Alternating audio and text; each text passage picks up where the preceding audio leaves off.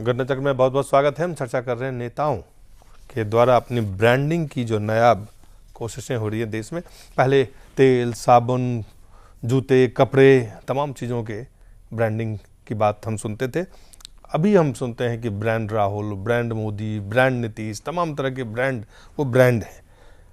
इस ब्रांड का मतलब क्या होता है कि काम कम बखान ज़्यादा, यही हम सुनते हैं। और किसी चीज़ की क्रेडिबिलिटी की बात आती है कि ब्रांडिंग में उसकी क्रेडिबिलिटी का बेचा जाता है, लोगों के बीच में भरोसा जीता जाता है ब्रांड के जरिए। तो ये ब्रांडिंग आज जिस दौर में हम पहुंचे हुए, कम्युनिकेशन के जिस दौर में, क्या वो आवश्यकता भी है? एक सवाल आपने कहा कि तेल, साबुन, पाउडर, जूते, चप्पल, टाई, कपड़ों की एक प्रोडक्ट होता है, उसको एडवर्टीजमेंट करा जाता है। उस एडवर्टीजमेंट में बताया जाता है कि this is one of the best, सिर्फ यही है और ये आपकी जरूरत है। अगर ये आपके पास ये एडवर्टाइजिंग है, उसके साथ अपने ब्रांडिंग करते हैं अपने प्रोडक्ट। मैं वही कह रहा हूं जी, ये जरूरी नहीं है कि वो साबुन जो है वो सारे कपड़ों को सबसे बेहतर, ऐसा नहीं होता। लेकिन उसके लुभावने अंदाज में प्रेजेंट करना, बड़े बड़े स्टार से उसको कहलवाना, इसी तरीके से आज से 20, 25, 30 साल पहले देखिए, कभी कोई ब्रांडिंग चीजों की नहीं होती थी। लोगों को लगता था डिटॉल है, लाइबॉय है, बस इसके अलावा नहीं था। मैं ये कह रहा हूं कि जब भी कंपटीशन ज्यादा बढ़ेगा, आज राजनीति में कंपटीशन बढ़ा हुआ है। राजनीति लोगों के लिए एक उद्योग है, एक धंधा है। राजनीति एक प्रॉफिट और लॉस का खेल है। कोई राजनीति में सत्ता को इस अपने उसूलों को, आदमियों को सर्व करने नहीं आ रहा। हर आदमी किसी भी तरीके से उस चरम पे पहुंचना चाहता है। उसके लिए उसे ब्रांडिंग की जरूरत हो, उसके लिए उसे जो हाई कमान है उसके जूते उठाने हो, उसको चमचागिरी करनी हो, उसको जाति का आंकड़ा देना हो, उसको जीत सुनिश्चित करनी है अपने उस कंपनी के सबसे बड़े नेता, जिसको हम हाई कमान कहते हैं।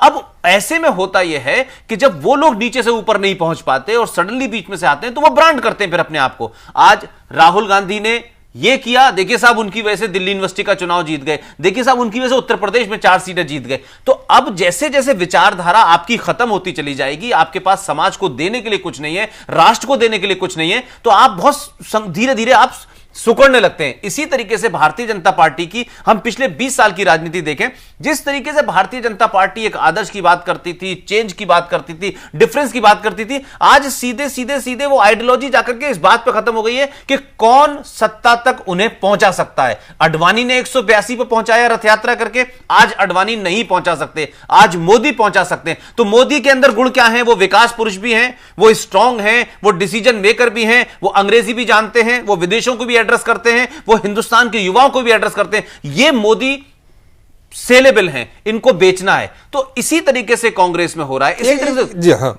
बिल्कुल। तो ये एक प्रोसेस का हिस्सा है, क्योंकि नेताओं के पास लोगों को देने के लिए कुछ नहीं है, तो उसी विज्ञापन की तरह भ्रमित करके किसी तरीके से चाहते हैं कि हमें खरीद लो। अब उसको कोई आकलन करने वाला नहीं है। या पहले जो होता था कि वो काम करते थे, लोगों को दिखता था, या काम के आधार पर लोग उस पर वोट करते थे, चुनते थे, आगे बढ़ाते थे कि नहीं ये व्यक्ति काम करने वाला है, ये पार्टी हमारे लिए काम कर रहा है।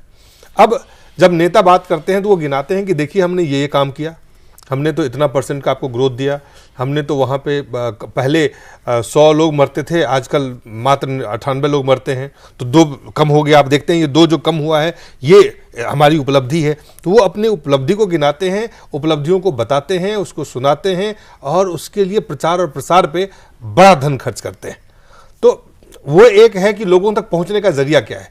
पहले एक कार्यकर्ता था, कार्यकर्ता के जरिए से वो पहुंचते थे। आज कार्यकर्ता जो काम करता है उसको भी पैसे चाहिए, तो उनको लगता है जब कार्यकर्ता के माध्यम से ही ये बात जाना है तो चलो प्रचार के माध्यम से ही जाने दो, जहां पर कि कहीं कोई समस्या नहीं आएगी। तो उसकी जरूरत बन पड़ी है ये क्या?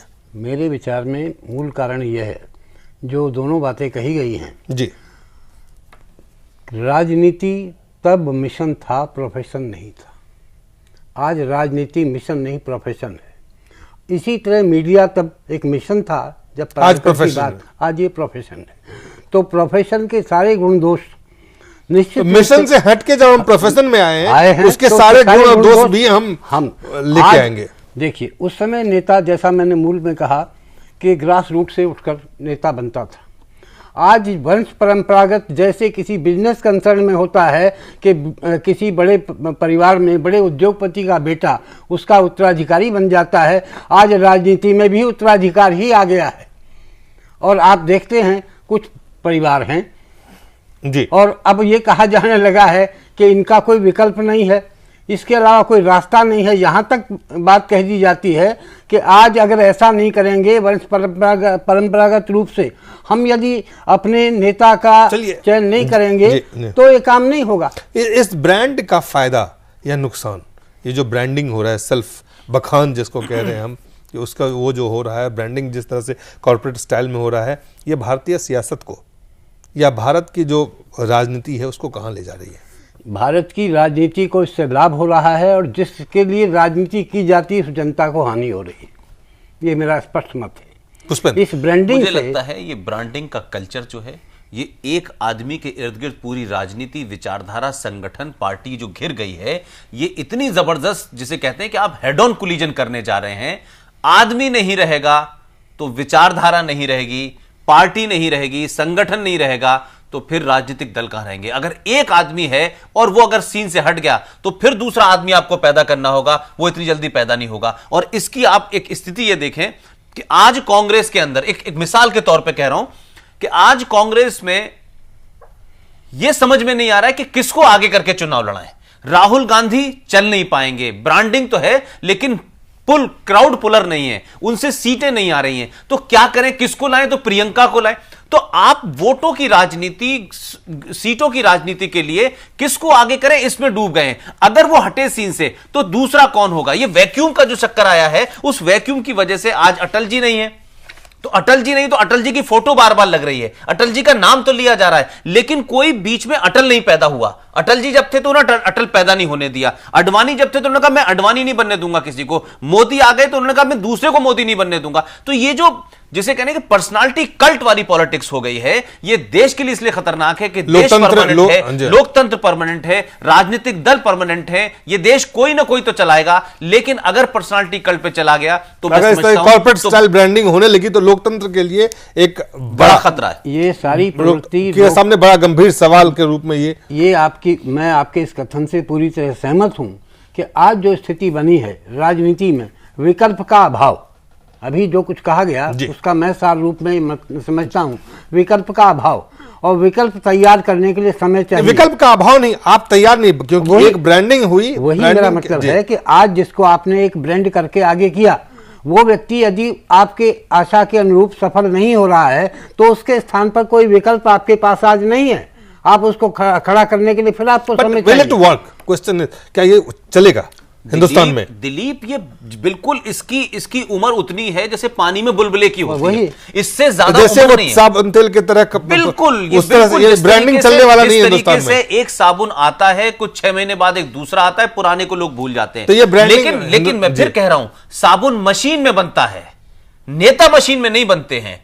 नेता किसी पार्टी का एक लंबे समय के बाद तब के बाहर आता है, लेकिन वो कह रहे हैं कि लंबे से जो तब के बाहर नहीं आ रहा उसको ब्रांडिंग किया जाए। नहीं, बट वही नहीं, वो तो है ही। इसमें दो मामले हैं। एक तो नेता तब के बाहर आए, उसके बारे में बात कही जाए, उसका व्याख्यान किया जाए, समझ में आता है। लेकिन जो ऊपर से आए हैं, जो पैराशूटेड नेता हैं, जिनका राजनीति से संबंध ही नहीं है, जिनको यही नहीं पता कि इस देश इन दोनों के बीच के अलावा भी एक लंबी लाइन जिसको कहते हैं कतार है, जिसमें कई नेता ऐसे भी देश में हैं जो जिन्होंने लंबे समय से संघर्ष किया, संगठन में जुड़े रहे।